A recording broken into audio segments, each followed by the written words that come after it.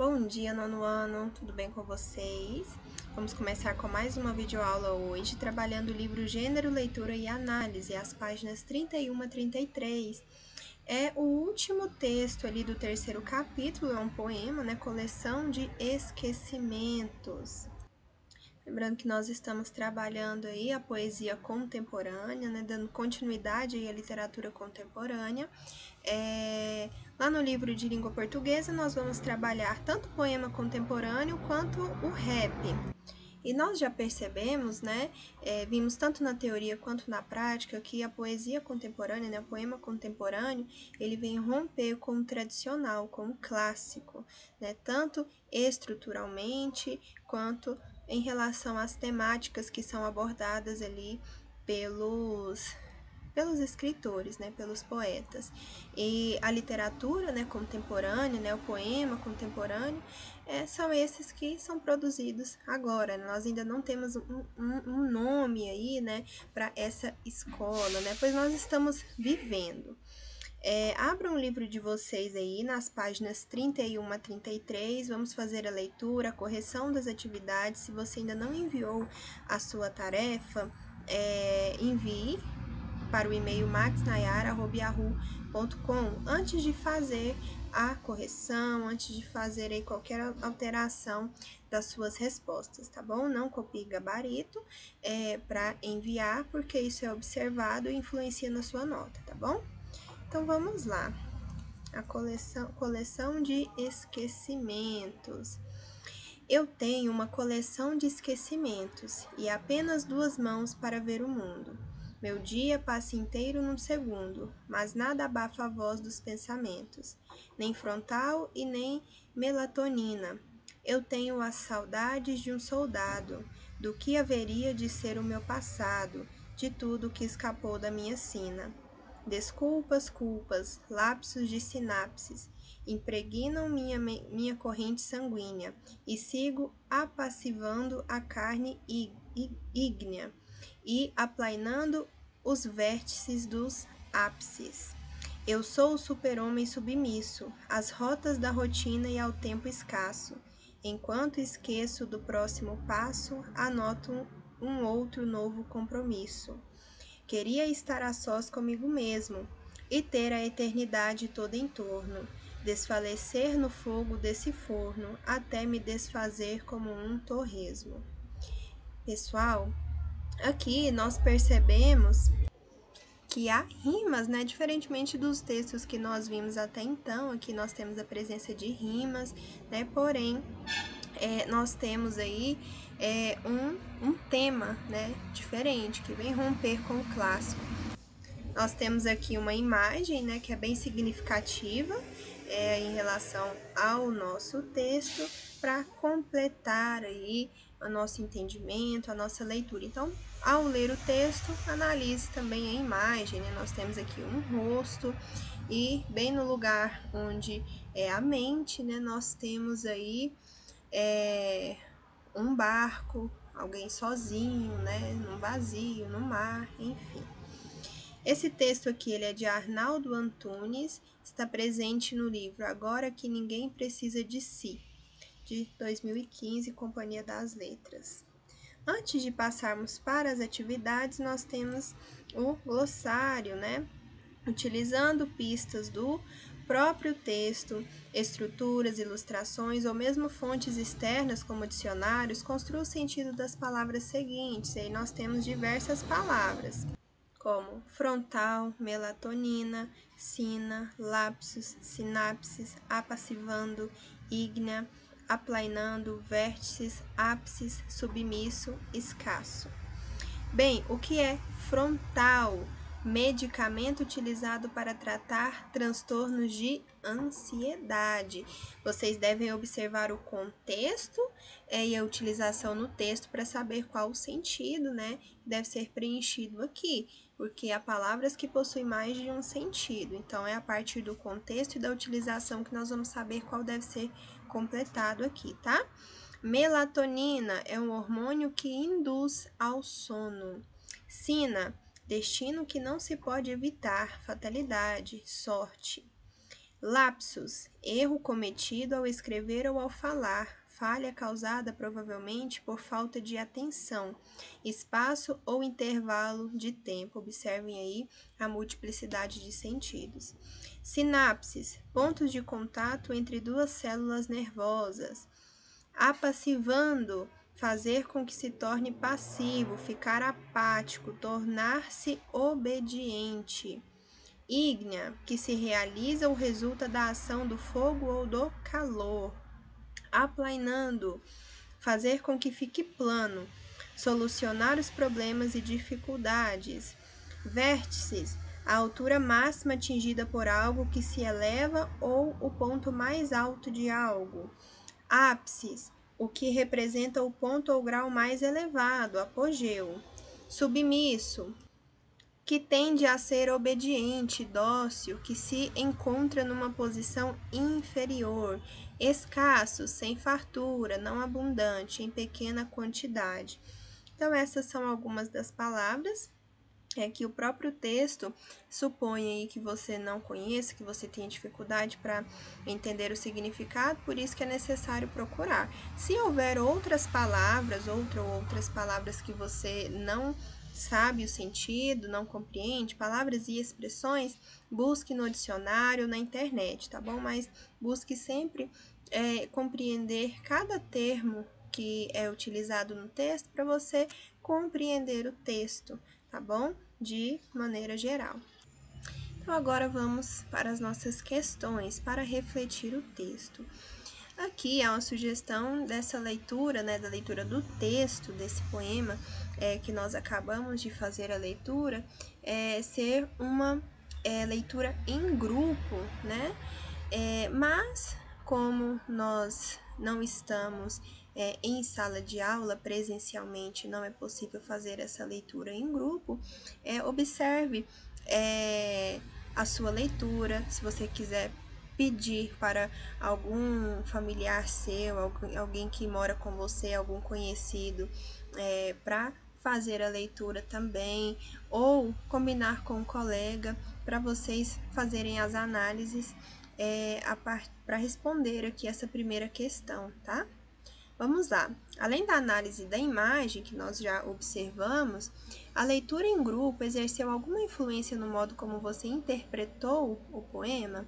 Justifique comparando sua interpretação com a de seus colegas. Bem, imagine que cada um de seus colegas ou cada pessoa ali da sua casa faça a leitura desse texto, desse poema. Você concorda comigo que cada um vai ler de uma forma, cada um vai exercer uma entonação, vai ler em um ritmo. Isso tudo se dá pela particularidade de cada um, né? Inclusive na questão da interpretação também, né?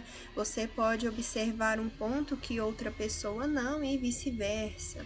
Então, a leitura, né, em grupo, ela enriquece várias questões, tanto da leitura, da entonação, e te influencia, né, quanto da própria interpretação do poema. Por isso que compartilhar leitura, discutir após a leitura de um texto é muito importante, né, porque vai aumentar aí a sua visão a respeito do texto, seja desse poema ou qualquer outro que você faça a leitura. Vamos lá! A depender do desenvolvimento da leitura em grupo, o aluno poderá escrever sobre as diferentes formas de entonação com que seus colegas e o professor verbalizaram o poema. Com a adição desses tons de leitura, novas interpretações podem surgir para somar com as considerações iniciais do aluno. Outra coisa, se você faz a leitura uma vez, na segunda vez a sua leitura também já vai ser diferente, a sua entonação, você pode aperfeiçoar ali sua entonação ao fazer a leitura uma segunda ou terceira vez. Segunda questão, a respeito dos elementos estruturais, além da divisão em quartetos e das rimas no final dos versos, que outros recursos podemos apontar como contribuintes para a formação da natureza poética do texto? E o que é quarteto, né? Quando nós falamos sobre cordel, eu trouxe para vocês essas classificações, né? Nós temos aqui quartetos, são estrofes de 4 versos. Observem que cada estrofe aqui tem 4 versos. Então, nós temos essa organização. Como eu já disse, nós temos as rimas, né? No final do verso, né? Esquecimentos, pensamentos, mundo segundo, melatonina, sina, soldado passado, sinapse, ápice, sanguínea, ígnea, submisso, compromisso, escasso, passo, mesmo, torresmo, torno, torno, for. Peraí, vamos lá. E ter a eternidade toda em torno, é torno mesmo, não torno. Torno e forno. Então, nós temos a presença de rimas. E dentro dos versos também nós temos rimas, desculpas, culpas, nós temos a presença de aliteração, assonância, que é a repetição de sons vocálicos ou sons consonantais também. Então, tudo isso pode fazer parte aqui da sua resposta, né? No corpo do texto, com o intuito de realçar elementos de sonoridade, encontramos, por exemplo, casos de rimas internas, como em desculpas, culpas, e aliterações, lapsos, sinapses, aliteração, consoantes ou sílabas, mas se nós fizermos a leitura ali, nós também vamos encontrar a sonância, que é a repetição de sons vocálicos. Vamos aqui mais à frente, terceira questão. Assinale a alternativa em que há a presença da figura de linguagem paradoxo. Pessoal, quando nós tratamos de poesia, né, da linguagem poética, nós encontramos muitas figuras de linguagem. Então, nós retomamos aí. Figuras de linguagem é um conteúdo que nós estudamos de forma mais detalhada lá no 6º ano, mas vez ou outra ele é retomado aí, principalmente quando tratamos de poema, de poesia, de linguagem poética. E o paradoxo é uma figura de linguagem que apresenta ali ideias contrastantes, ideias opostas, né? Então vamos lá. Enquanto esqueço do próximo passo, letra A. Letra B, eu tenho a saudade de um soldado. Letra C, eu sou o super-homem submisso. Letra D, desfalecer no fogo desse forno. Ou letra E, e ter a eternidade toda em torno. Qual dessas alternativas aí nós temos aí essa questão de oposição de ideias, de contraste? Vejam lá na letra C, eu sou o super-homem submisso. Ela está marcada como gabarito. Você saberia me explicar o porquê? Nós temos aqui, eu sou o super-homem. Super-homem, ele é o homem mais forte, né, do mundo. Ele é o todo poderoso. E aí nós temos logo em seguida o super-homem submisso. Olha só o adjetivo que foi colocado aí. Quando você lê super-homem, o que o super-homem não é submisso. Mas aqui no texto, essas ideias estão em contraste, em oposição. Então, isso daqui é o paradoxo, tá bom? Eu sou o super-homem submisso. Antes de passarmos para a quarta questão, que também temos figuras de linguagem, eu falei anteriormente da assonância e nós temos também a aliteração aqui, né? Também são figuras de linguagem, tá bom? São figuras sonoras. Isso daqui, a paradoxo é uma figura de pensamento. Aí aqui nós temos a sinestesia. A sinestesia é uma figura de linguagem que ocorre quando as sensações e os sentimentos humanos se misturam, aspecto que podemos destacar no verso. Então vamos lá, aqui nós já temos a explicação aqui do que seria, né, do que é essa sinestesia. É uma figura de linguagem que ocorre quando as sensações e os sentidos humanos se misturam. Então vamos lá. Aí nós temos aqui da letra A a letra E. Meu dia passa inteiro num segundo. Desculpas, culpas, lapsos e sinapses. Queria estar a sós comigo mesmo. Letra D, apenas 2 mãos para ver o mundo. E letra E, sigo apassivando a carne ígnea.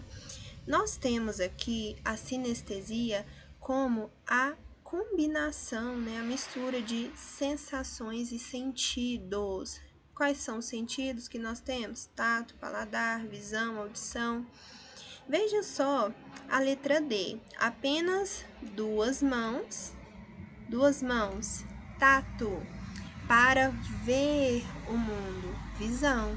Nós temos aqui a mistura entre dois sentidos. Nós temos o tato e aqui a visão. Isso é uma figura de linguagem, uma figura de palavra chamada sinestesia. Sinestésico, né? Temos aqui então a letra D como a nossa resposta por isso. 5. Disserte sobre a relação entre o título e o conteúdo do poema. O que é dissertar, né? Você vai falar, vai escrever aí a respeito, né, da relação entre o título e o conteúdo do poema. Então, não é para colocar uma resposta aí pequenininha, não. Quando fala para dissertar, é para escrever bastante, tá bom? Então, nós temos ali, ó, o paradoxo contido no título, coleção de esquecimentos, se relaciona com a ideia de inconstância que o poema transmite, efeito que também veremos em versos como Eu sou o super-homem submisso, as rotas da rotina e ao tempo escasso, e meu dia passa inteiro num segundo. Observem que há o paradoxo aí tanto no título quanto em outros versos. E isso representa o quê? A inconstância que é apresentada no texto, tá bom? Quando nós temos lá a coleção de esquecimentos, nós temos aí a questão da inconstância e dos paradoxos que são postos aí durante todo o nosso poema, né? Nos versos aqui que foram indicados na resposta, né? Eu sou o super-homem submisso, as rotas da rotina e ao tempo escasso, e meu dia passa inteiro num segundo. 6ª questão. Quais as principais diferenças e semelhanças entre o poema de Arnaldo Antunes e a poesia tradicional? Bem, nós vimos ali que há rimas, né? Já é algo que remete à poesia tradicional. Nós temos os quartetos, né? As estrofes aí com 4 versos. Nós temos rimas internas também. Tudo isso se assemelha à poesia tradicional. Nós já falamos da questão do tema que vem para diferenciar, né? Vem romper aí com o tradicionalismo dos temas que são abordados nas poesias tradicionais, nas poesias clássicas, e temos o antilirismo, né? E aí o nosso gabarito traz o seguinte: na área das semelhanças, o aluno poderá citar o esquema de rimas intercaladas em todas as estrofes e o uso de rimas perfeitas, que são as rimas perfeitas, aquelas feitas com as vogais e consoantes, né? Vamos voltar aqui. Veja só, nós temos as rimas intercaladas. Se nós fôssemos colocar aqui, ó, esquecimentos, rima com pensamentos, né? A aqui e A aqui. Mundo, segundo, B. E veja só que são rimas perfeitas, né? O finalzinho aí é igualzinho das palavras. Aí aqui nós teríamos C, D, D. Então, são as rimas intercaladas e são rimas perfeitas. Então, isso daqui é tradicionalismo, né? Remete aí à poesia tradicional. Já nas diferenças, encontramos o modo como o autor explora a temática, olha o tema, da enfermidade da vida em um contexto contemporâneo. Traz aí para os dias atuais. Literatura contemporânea, literatura dos dias atuais. 7ª questão. Analise a crítica social contida no poema, citando versos que sirvam de exemplo para suas interpretações. Então, aqui você vai fazer uma análise e, a partir da sua interpretação, você vai escolher versos do poema para exemplificar aí e confirmar a sua resposta, né? Então, espera-se que o aluno escreva sobre assuntos como o ritmo acelerado da modernidade, meu dia passa inteiro em um segundo, e as mudanças ocorridas nas relações humanas a partir dessas modificações. Para exemplificar essa crítica, o aluno poderá usar versos como: eu tenho uma coleção de esquecimentos e apenas 2 mãos para ver o mundo, em que o ato de ver o mundo com as mãos pode ser interpretado como uma referência ao uso dos smartphones. Nós vemos o mundo agora com as mãos, pelo celular, né? Computadores e demais tecnologias de rápido acesso. Entre outros versos, como o dia passa inteiro em um segundo e outros aí que você pode utilizar para confirmar aí as suas respostas, né? E ficamos por aqui com essa videoaula. Plantão de dúvidas acontece das 7 às 11, estou disponível para atendê-los. E o e-mail para envio das atividades, como já foi mencionado no início da videoaula, é maxnayara@yahoo.com, tá bom? Não deixe de mandar suas atividades, principalmente você que não está participando das aulas presenciais. Quem está indo na escola, as atividades são vistadas e olhadas lá na sala de aula, tá bom? Pessoal, desejo que vocês tenham uma ótima sexta-feira, bons estudos para vocês, tenham um ótimo final de semana e até a próxima aula.